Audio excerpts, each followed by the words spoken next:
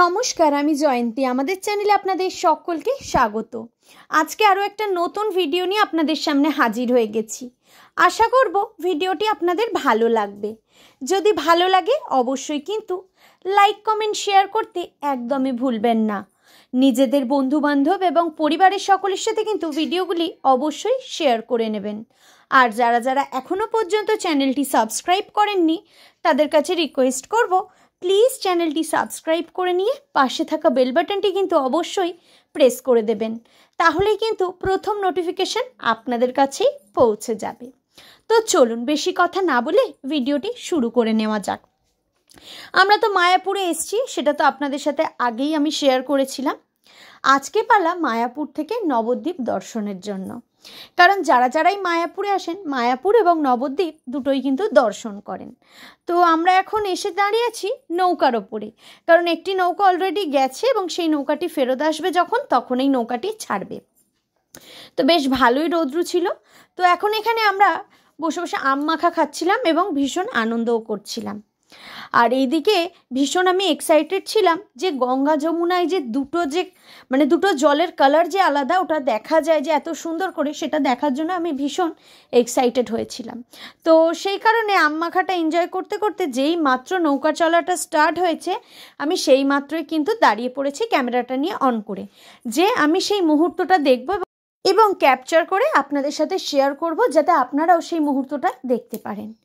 কিন্তু ওই যে আশায় জল ঢালা হয়ে গেল। এই কথাটা বলার কারণ, এত আশা করলাম, নানা ভিডিওতে দেখেছি যে এরম দুটো জলের কালার আলাদা, যেটা ভীষণ ভালো লাগে।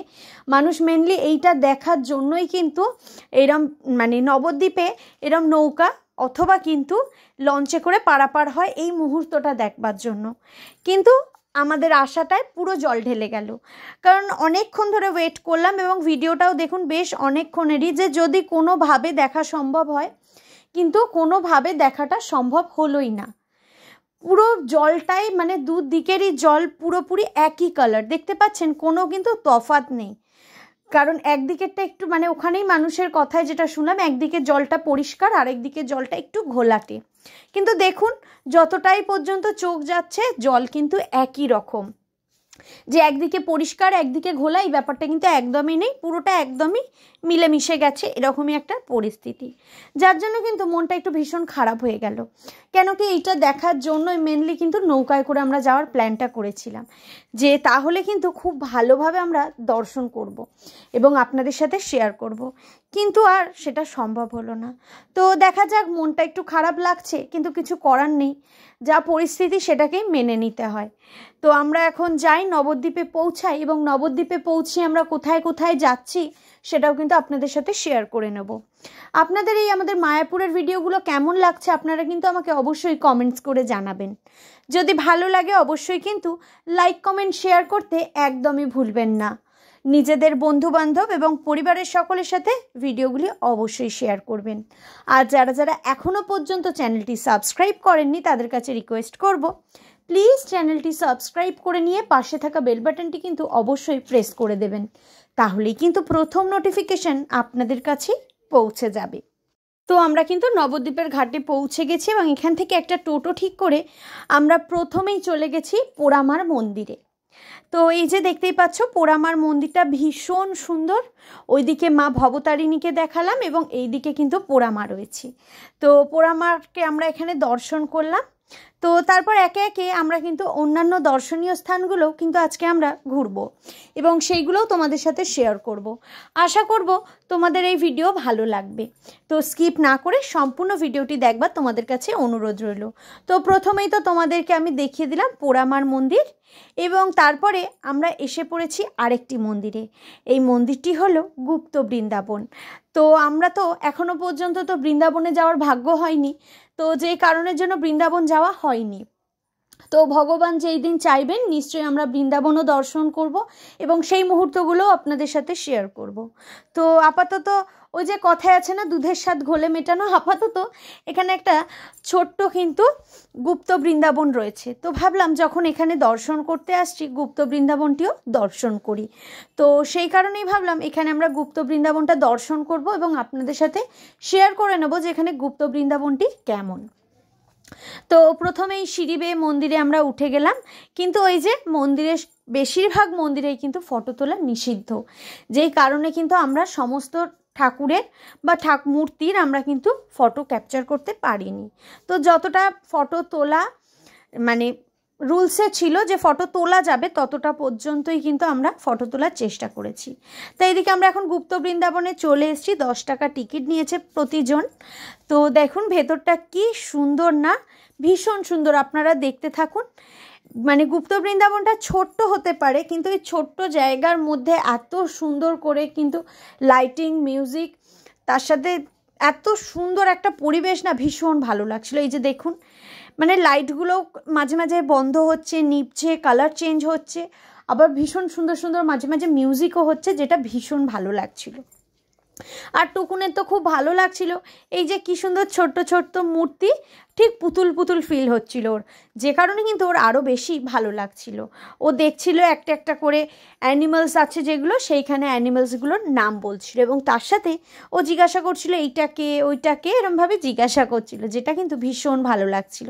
বলছি তো এই গুপ্ত বৃন্দাবনটা এত সুন্দর একটা জায়গা, ছোট থেকে বড় সকলেরই খুব ভালো লাগবে। তো বৃন্দাবন মথুরা তো ভীষণ ভালো জায়গা এবং পরিবেশটা ভীষণ ভালো, সেটা তো আমরা নানা ভিডিওতে, তো আমি তো অবশ্যই দেখি, আমার এত ভালো লাগে। তো কোনো দিন যদি সৌভাগ্য হয় নিশ্চয়ই কিন্তু যাব।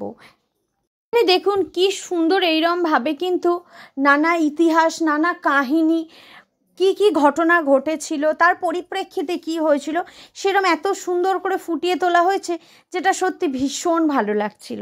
গুপ্ত বৃন্দাবনে এসে যে এতটা ভালো লাগবে, সত্যি বাইরে থেকে একদমই আমরা বুঝতে পারিনি। তো ভেতরে যাওয়ার পরে ব্যাপারটা এতটা ভালো লাগলো এবং এতটাই আমরা এনজয় করলাম, এতটা সুন্দর ভেতরটা, যে ওখান থেকে আর বেরিয়ে আসার ইচ্ছাটাই করছিল না। কিন্তু ওই যে আবার একটু তাড়াহুড়ো ছিল, কারণ আমাদের অলরেডি একটা টোটো তো বুক করা ছিল, তো যেই কারণে আবার আরেকটি আমরা পরের যে জায়গাটিতে ঘুরতে যাব সেইখানে যাওয়ার জন্য। তো হলেও এত ভালো যে বেশ দাঁড়িয়ে দাঁড়িয়ে কিন্তু অনেকক্ষণ ধরে দেখছিলাম, এবং সেই জন্যই কিন্তু ভিডিওগুলো ভালোভাবে ক্যাপচার করা হয়েছে। আমিও ঠিক যেরকম ভিডিও করছিলাম, এখানে তো আরও অনেক মানুষ গেছে, তারাও ভিডিও করছে, তো বুঝতেই পারছো একটু সময়ও লাগছে, এবং লাইটিংটারও একটু ব্যাপার আছে, লাইটিং অফ হচ্ছে, লাইট জ্বলছে, তো সেই কারণে সেই মুহূর্তগুলো আমি তোমাদের সাথে শেয়ার করার চেষ্টা করেছি। তো কেমন লাগছে আমাদের ভিডিওটা তোমাদের, অবশ্যই কিন্তু আমাকে কমেন্টস করে জানিও। আর তোমরা কারা কারা মায়াপুর নবদ্বীপ ঘুরতে গেছো সেটাও কিন্তু কমেন্টস করে জানাতে একদমই ভুলো না। আমার তো অনেক দিন ধরেই মায়াপুরে যাওয়ার ভীষণ ইচ্ছা ছিল, কিন্তু ওই যে ইচ্ছা থাকলেই বলে না, ভগবানের ইচ্ছা ছাড়া গাছের একটি পাতাও নড়ে না। তো আমরা তো এতদিন ধরেই চাইছি মায়াপুরে যেতে, কিন্তু সম্ভব হচ্ছিল না। তো ভগবান নিশ্চয়ই এবারে চেয়েছিলেন যে তার দর্শন আমরা করতে পারি, তো সেই জন্যই এত সৌভাগ্য হলো আমাদের যে আমরা ভগবানের দর্শন করবার জন্য মায়াপুরে হঠাৎই আমরা ডিসাইড করি যে আমরা মায়াপুর যাব। তো এরমই বেশ অনেক দিন ধরে প্ল্যান করেও দেখেছি, অনেক সময় অনেক জায়গায় কিন্তু যাওয়াটা সাকসেস হয় না।